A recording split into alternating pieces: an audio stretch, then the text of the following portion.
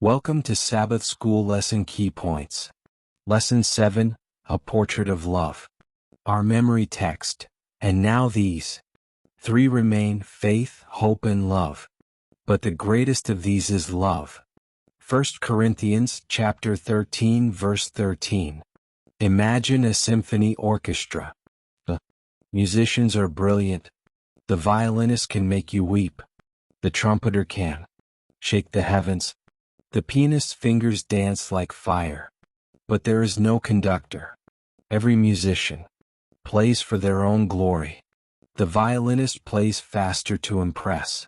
The trumpeter plays louder to drown out the others. The pianist chooses the most complex passages just to prove superiority. What do you hear? Not music, noise, chaos. This is exactly what was happening in the church at Corinth. People had amazing spiritual gifts, but they were using them selfishly. So Paul wrote what we now call the love chapter. He knew that spiritual gifts without love aren't just worthless, they're destructive. Paul says, if I speak in the tongues of men and angels, but have not love, I am only a resounding gong. If I have faith that can move mountains but do not have love, I am nothing. If I give all I possess to the poor and give my body to hardship, but do not have love, I gain nothing. So what is this love Paul is talking about? It's not the love of strawberries or the love of friends or even romantic love. This is agape, a spirit-given motivation. It's a total commitment of our actions, feelings, and thoughts toward Christ and our neighbors. Jesus warned that in the last days, the love of many will grow cold. That's why this love is so essential. We cannot let love grow cold in our homes, our churches, or our neighborhoods. We have the example of Christ on the cross. There is no more powerful expression of love. Though we could never match it fully, by God's grace we must strive to reflect it. Now Paul picks up his brush and paints a portrait. Not an abstract idea, but a living, breathing picture of what love looks like when it walks on 2 feet. He doesn't use adjectives, he uses verbs. Love is not merely a feeling. Love is action. First, love is patient. It endures even the most challenging circumstances. When someone wrongs you again and again, love refuses to explode. Love waits. Second, love is kind. It echoes God's own compassion and mercy. Love is not harsh. Love reaches out with gentleness. Third, love rejoices in the truth. When a friend succeeds, love celebrates. When truth prevails, love rejoices. Fourth, love bears all things. It protects. It doesn't broadcast weaknesses. It shields and withstands pressure. Fifth, love believes all things. It gives others the benefit of the doubt. It assumes the best. Sixth, love hopes all things. It looks forward with expectation. It believes good can come from even the darkest situation. Seventh, love endures all things. It perseveres. It doesn't give up. These traits beautifully align with the fruit of the Spirit: love, joy, peace, patience, kindness, goodness, faithfulness, gentleness, and self-control. But Paul also shows us what love does not do.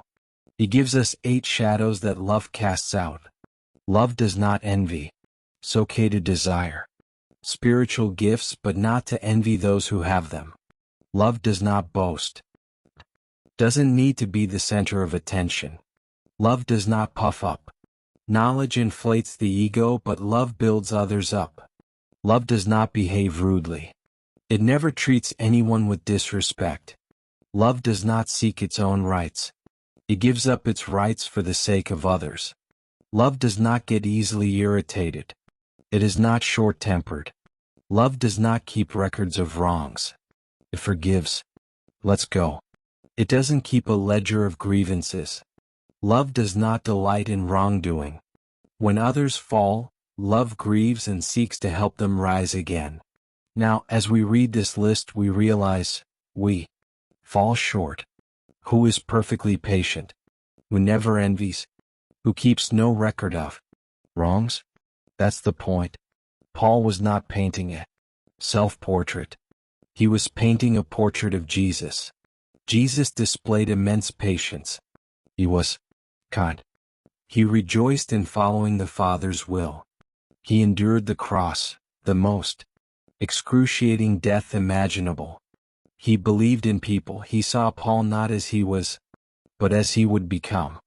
Nobody has endured what Jesus endured. Nobody has loved like Jesus loved. This portrait is not a list to make us feel guilty. It's a picture of our Savior. It invites us to look at Him, be captured by Him, and be transformed into His likeness. Paul lifts his eyes to eternity. He says, "Love never fails. Prophecies will cease, tongues will be stilled, knowledge will pass away. One day we won't need prophecy, we'll see clearly. We won't need different languages, we'll all speak the language of heaven.